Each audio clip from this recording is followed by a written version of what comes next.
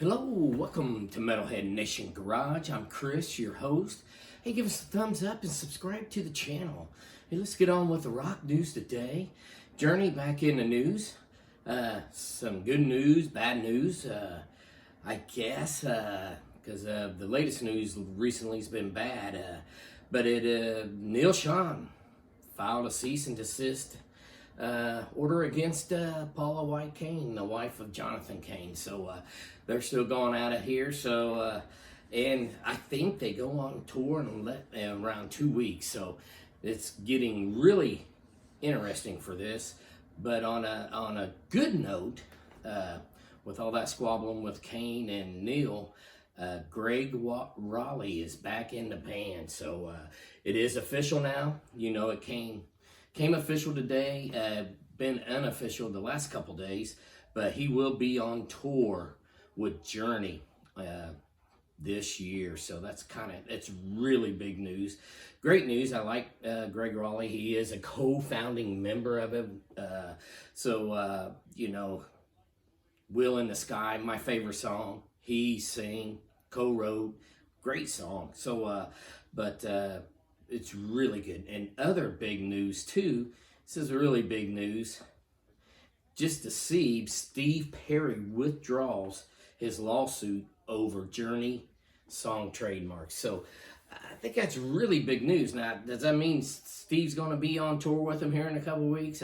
I'm not saying that, but it's a step forward where maybe he comes out for a couple visits at the end of it or something. You never know, but that's big news there. So let's see. It'd be great to see Steve Perry on tour with him on a couple shows. I'm not saying the whole tour or whatever, do a whole tour, but it would be great to see just a couple shows or something, you know, closing out the tour or something. But I believe that's big news there. So maybe there's some communication there between Neil and Steve. We could only hope, because I like to see them all back together there for one last tour, maybe a couple tours if it does well. You know, Journey, one of the biggest bands in the land back in the 80s and a little bit in the 90s. So yeah, so good news there. I can get into seeing some original Journey tour this year. But and we'll move on to some other big news. A guy I like really good, used to be the lead singer of Genesis years ago, and that's Peter Gabriel. Kind of cool thing he's doing. You know, I think I mentioned it on a couple videos ago that he has a new release coming out, new album, and it's been years since he had it, but he is releasing one track, one song, per every full moon. So kind of cool to see or what have you. So if you need to, we need to get the schedule of the full moon and see when all these tracks have be released. But pretty good. I like Gabriel. Sledgehammer, you know, we could talk about that old music before. He's really good. I like his voice. Different music, but I like it. It's a little prog, you know, but really good. Love Peter Gabriel. And that speaks a little bit about Genesis, how good that group is.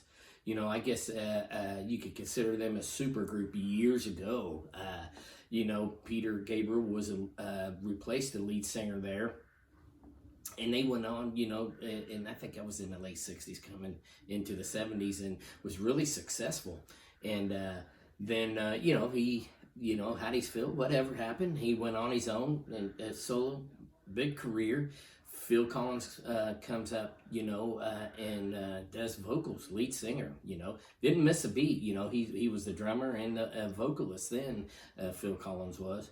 And very successful, Genesis was. So, you know, I mean, years ago, I you know, we could say they defined the term supergroup, because they really flourished with a couple lead singers. So, good news for Peter Gabriel. Remember, every full moon, live track will be released from Peter Gabriel.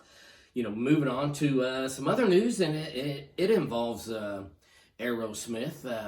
You know, they have had, you know, with Steven Tyler, you the Vegas tour canceled, pulled out of that. You know, we don't know about his health before you know, before the Vegas run started. The last run, he was in rehab. He did pull out of another event in Power of Love, you know, gala due to health concerns. So, yeah, it's kind of strange. And nobody's mentioned anything. What's going on? You know, is he back in rehab? Does he really have an injury? Or illness? Or, you know, what's going on with Steven Tyler? So, you know, and also, you know, I reported there a couple episodes ago, they are going to have a new album come out in 2023, and it's going to involve some 70s tracks that they had that didn't make an album or two, and some 80s tracks. So kind of really interested in that. So maybe we'll hear something, you know, from Steven soon, or at least somebody out of that Aerosmith, just to say, hey, what the heck is going on? Why is he missing all this? Is there really, you know, what's the issue? I think I don't know. It's really strange. I mean, we can guess all we want and things of that, but that's you really like to know, you know, how healthy he is. And I know he has you know, he had a book that just came out last year too. So, but it's I don't know. It's kind of it's strange and interesting all at the same time. And you know, always wish him well. That's for sure.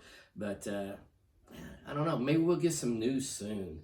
And you know what's gonna go back? There's some albums coming out that's 30 years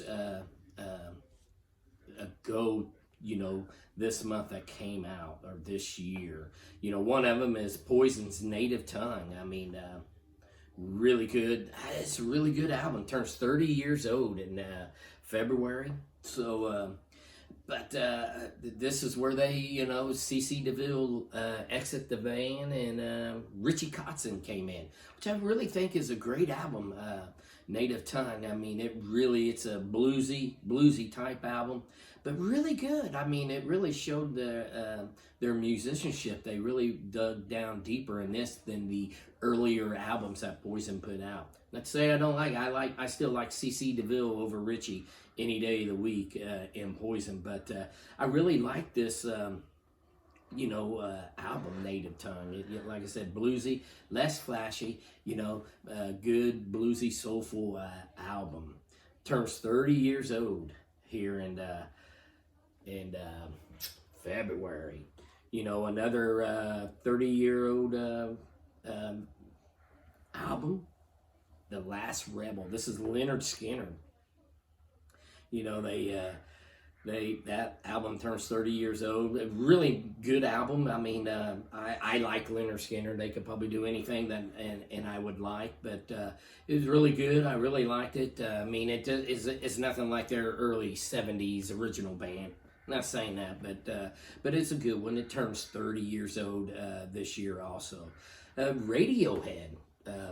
If anybody's a big Radiohead fan, Pablo Honey turns 30 years old this year. Good album, you know, I mean, and these albums, you know, this sold 1 million albums, but it's Radiohead, different music. I mean, it's good.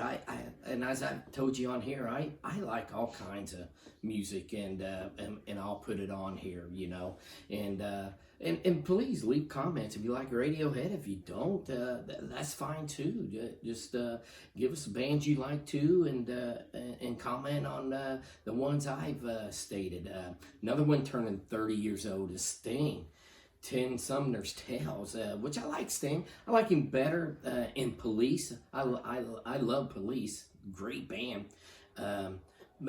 His solo stuff, it's okay. It's maybe not my cup of tea. Good explanation, but he's a good musician, that is for sure. But another one I liked, and I seen these guys open up for Guns N' Roses, is Living Colour. Stain turns 30 years old this year. I really like him. You know, little different band they came out, Cult of Personality. probably one of the greatest songs, go down in history. I really like it. It's really good. And hey, that'll do it for them albums turning 30. And we'll see you next time here on Metalhead Nation Garage.